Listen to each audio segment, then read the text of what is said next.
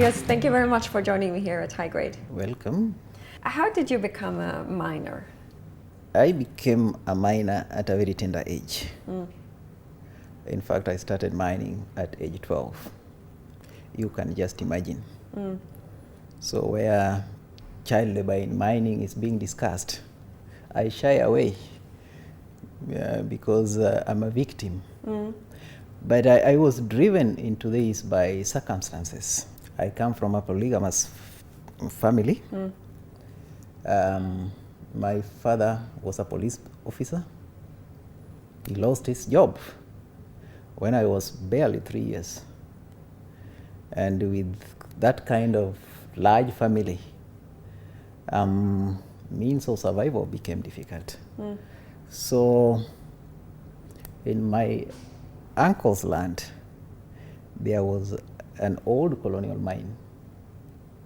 So we used to sneak with my cousin to go and extract just to pay for our school fee. So that is essentially how I became a miner. Child labor is a discussion right now, and Yeah. especially with the cobalt mining in DRC. It's being discussed a lot in the Western countries. Is there anything you would like to add to that discussion from your perspective? Instead of demonizing the child labor in mining, I think people need to find out why children are participating in mining.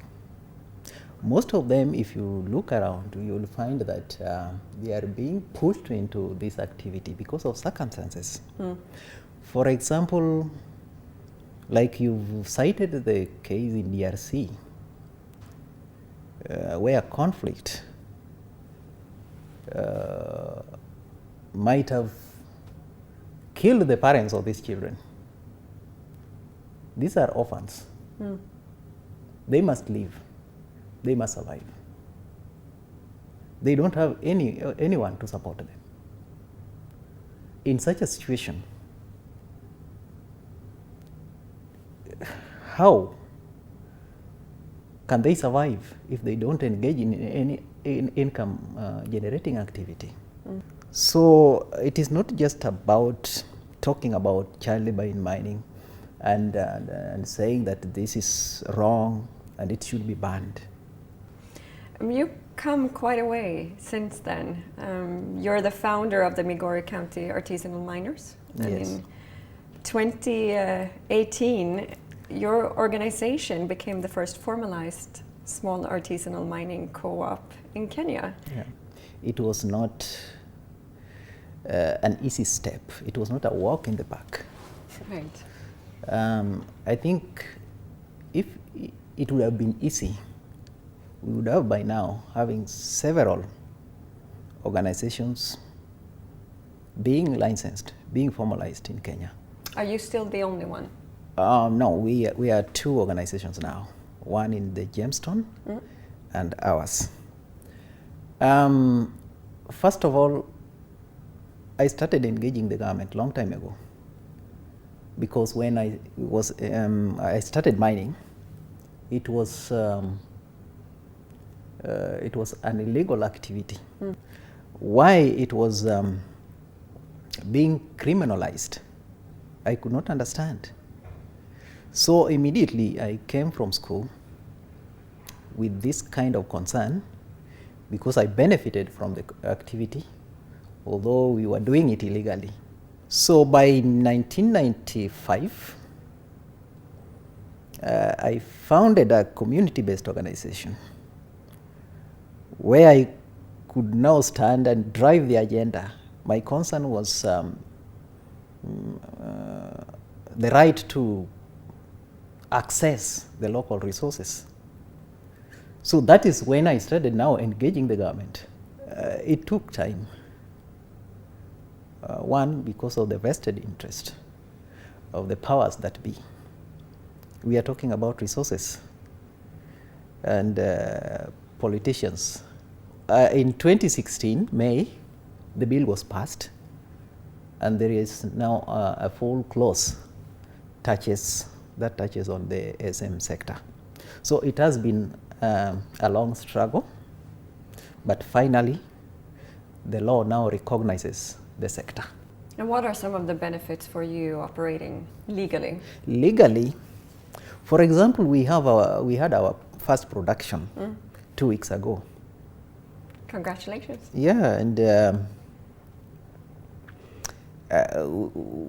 we sold the product locally in Migori, and it was over 800 grams.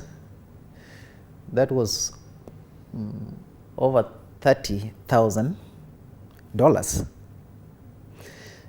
And what I realized is that the financial sector regulation, right now you cannot transact anything from $10,000 without justifying the source.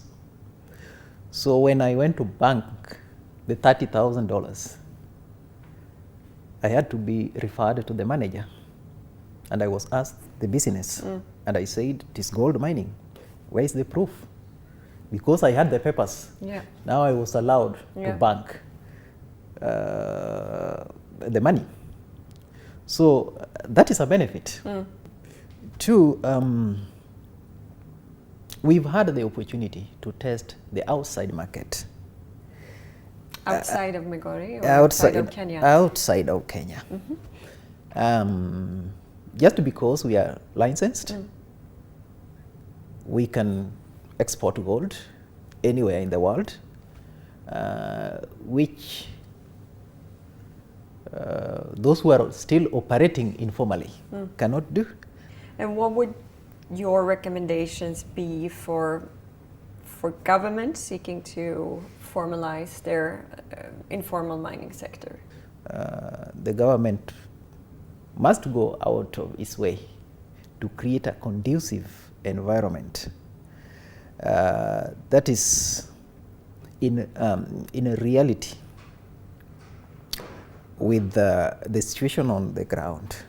Taking our Kenyan case study, looking at the licensing procedure, there are about 13 requirements, and some of these requirements act as major obstacles, asking for technical proposal. These are just local people. They don't have that technical understanding, and they don't even know what a technical proposal looks like. If it is part of the requirement, then that is a barrier. So I think my recommendation to any government like Kenya would be that let us look at this sector in its own unique context. Thank you very much for sharing your story and your recommendations. Thank you.